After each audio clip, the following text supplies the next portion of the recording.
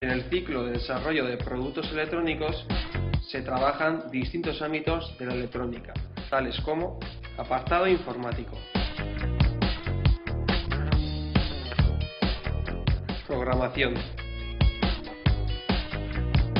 diseño de circuitos electrónicos,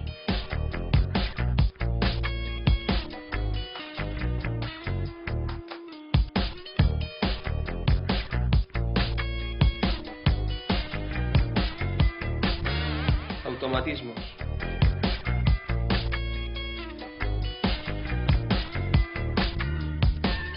el montaje de circuitos electrónicos,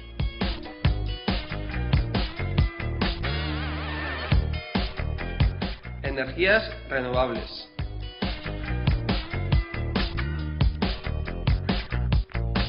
mantenimiento de equipos electrónicos,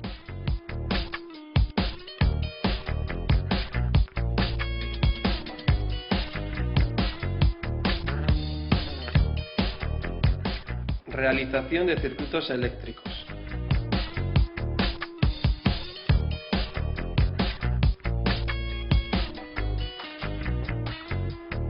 construcción de prototipos.